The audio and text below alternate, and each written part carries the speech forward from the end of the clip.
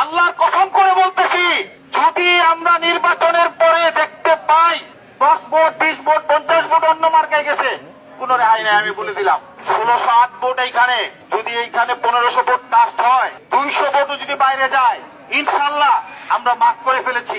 আমরা ধরতে পারবো কে কে অন্য মার্কায় ভোট দিয়েছে। জনসাধারণের মাঝে কি ধরনের হুমকি ধামকি দিচ্ছে এবং বলছে যে ভোট কাউন্ট করা আছে, তার মানে ভোট কাউন্ট করা থাকার পরও যে আপনার কাউন্ট অনুপাতে ভোট ভোটারের হাতে যাবে। আপনি কি টাকা দিয়ে ভোট কিনে রাখছেন যে আপনি কাউন্ট করে রাখছেন?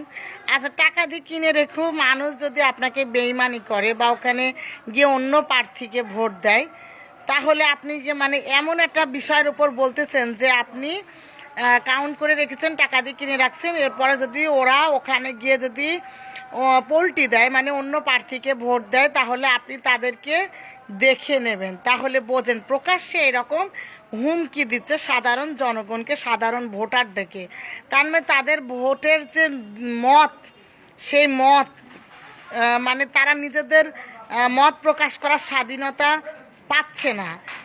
কারণ তারা যে ওখানে গিয়ে ভোটটা কিভাবে দেবে, কাকে দেবে, এভাবে যদি আগেই হুমকি দামকি দেওয়া হয়, তাহলে কেন্দ্রে গিয়ে যে কি করবে এইসব নেতারা, সেটা বোঝা যাচ্ছে। আর সবচেয়ে বড় কথা হচ্ছে এই যে নির্বাচন অফিসার, ওনারা কি নাকে তেল দিয়ে ঘুমাচ্ছেন? আর যদি ঘুমান তাহলে আর একটু তেল কি সাধারণ জনগণ দিয়ে আসতে পারছেন না, যাতে আরও মাসকে মাস বছরকে বছরে নাকে তেল দিয়েই ঘুমায়? হ্যাঁ, কারণ এই যে এদের দ্বারা যে কতটুকু নির্বাচন অবাধ সুষ্ঠু হবে সেটা বোঝা যাচ্ছে। আপনারা যে আগে সারাদিন আওয়ামী লীগের গুণগান গাইতেন, এখন গান সাধারণ জনগণ কোথায়? আপনারা এখন একটু আওয়াজ তোলেন যে দেশের কি অবস্থা চলতেছে, কিভাবে সুষ্ঠু নিরপেক্ষ নির্বাচন চেয়েছিলেন না?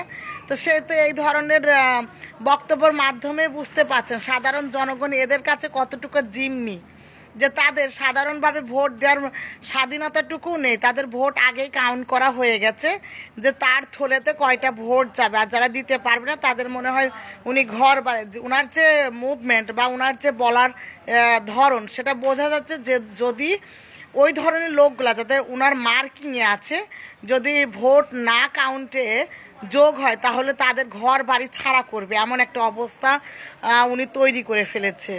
তো যাই হোক, আমি বলবো যে এই যে ছাগল নির্বাচনে কমিশন দিয়ে যে কতটুকু নির্বাচন সুষ্ঠু অবাধ হবে সেটা জনগণ খুব ভালো করে বুঝে গেছে।